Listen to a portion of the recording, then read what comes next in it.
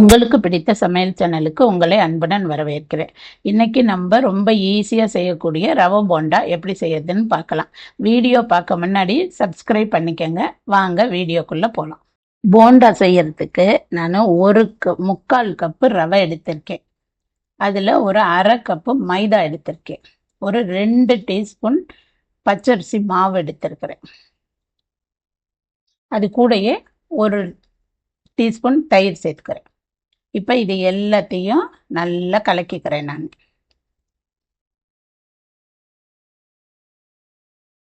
இந்த மாதிரி நல்லா எல்லாத்தையும் ஒன்றா கலக்கிட்டு இதில் நம்ம தண்ணி ஊற்றி கொஞ்ச நேரம் ஊற வச்சுருவோம். இப்போ அது கொஞ்சம் கரெக்டாக சமமாக தண்ணி வர அளவுக்கு ஊற்றி எல்லாத்தையும் நல்லா கிண்டிட்டு ஒரு 1/4 மணி நேரம் கிட்ட ஊற வச்சுருவோம். அப்போ ரவை நல்லா ஊறி நல்லா சாஃப்டாகிடும், நல்லா இது மாதிரி கரைஞ்சி. இந்த அளவுக்கு சரியா இருக்கும். இப்போ நம்ம ஊற வச்சுருவோம் அப்படியே. இப்போ நல்லா ஊறிடுச்சு பாருங்க. 1/4 ஹவர் ஊற வச்சதும் நல்லா இந்த மாதிரி ஊறி இருக்கும். இதை எடுத்து இப்போ எல்லாத்தையும் நல்லா கலக்கிக்கோங்க. அந்த இதில் கொஞ்சம் நசுக்குனீங்கன்னா நல்லா அந்த ரவை எல்லாம் மசிஞ்சிரும். எல்லாம் 3 ஒன்றா சேர்த்து கலக்கும்போது நல்லா சாஃப்டாக வந்துடும். இப்போ இதை மாதிரி நல்லா கிண்டிக்கோங்க.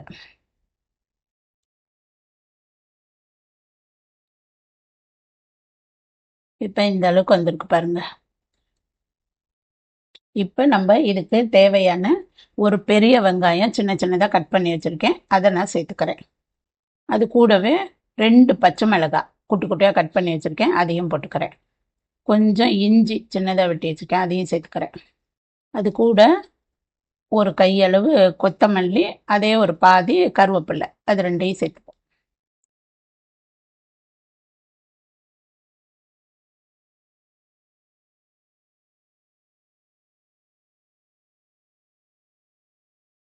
இப்போ அதுக்கு தேவையான உப்பு போட்டுக்கலாம். அது கூடவே கொஞ்சம் ஆப்ப சோடா சேர்த்துக்கலாம். அப்போ போண்டா நல்ல சாஃப்டாக இருக்கும். இதை நல்லா சேர்த்து அடித்து கலக்கிக்கலாம். இப்போ இதை எல்லாத்தையும் சேர்த்து நல்லா ஒன்றா கலக்கிக்கோங்க. இப்போ அது கூட ஒரு டீஸ்பூன் பெருங்காயத்தூள் சேர்த்துக்கிறேன். இப்போ இதையும் சேர்த்து நல்லா கலக்கிக்கிறேன்.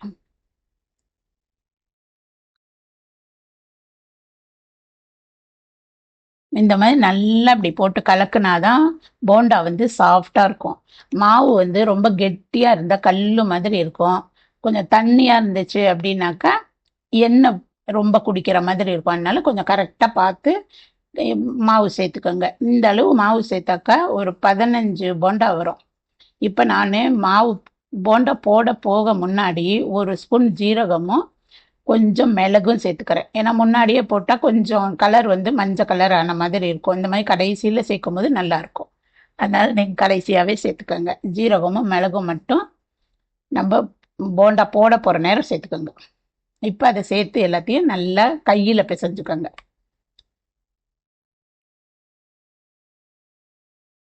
இப்போ மாவு இந்த அளவுக்கு சாஃப்டாக இருக்கணும். அப்போ தான் நம்மளுக்கு எண்ணெய் குடிக்காமல் நல்ல புசு புசுன்னு வரும், நல்ல மொறு மொறுன்னும் இருக்கும். இப்போ இந்த அளவு இருக்குது பாருங்கள் மாவு. இந்த அளவு இருந்தால் தான் நல்லாயிருக்கும். இப்போ நான் எண்ணெய் காய வச்சு வச்சுருக்கேன். இப்போ ஒரு 4-5 சேர்த்து போட்டுக்கலாம். இந்த மாதிரி சின்ன சின்னதாக போட்டுக்கோங்க.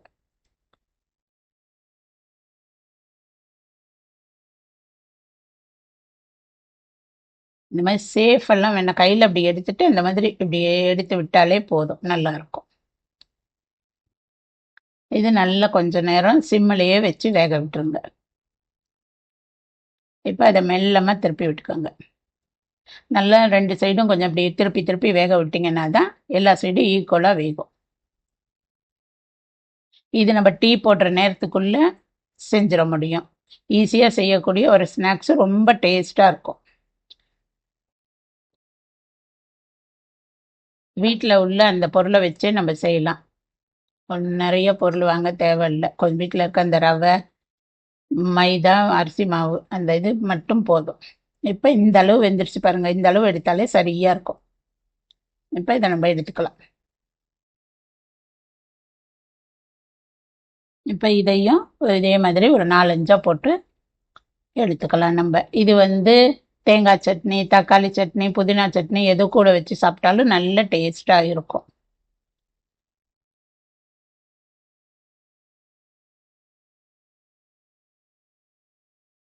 நான் ஒரு 3 பேருக்கு தேவையான அளவு போட்டிருக்கேன். நீங்கள் இதே நிறையா வேணும்னா அதுக்கு தேவையான அளவு எக்ஸ்ட்ரா சேர்த்து போட்டுக்கோங்க. இப்போ இதை நல்லா அப்படி இதே மாதிரி திருப்பி விட்டுக்கோங்க. 2 சைடு எல்லா சைடும் ஒரே கலராக வர மாதிரி வெந்துச்சுன்னா நம்மளுக்கு கரெக்டாக இருக்கும்.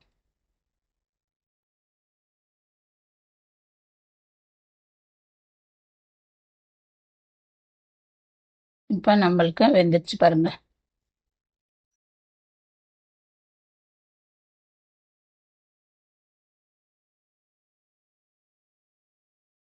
எல்லாத்தையும் நம்ம எடுத்துக்கலாம். இப்போ நமக்கு ரவை போண்டா ரெடி ஆயிடுச்சு. இப்போ இந்த போண்டாவை நீங்களும் வீட்டில் செஞ்சு பார்த்துட்டு எப்படி இருக்குன்னு கமெண்ட் பண்ணுங்க, லைக் பண்ணுங்க, ஷேர் பண்ணுங்க, மறக்காம சப்ஸ்கிரைப் பண்ணுங்க. நன்றி.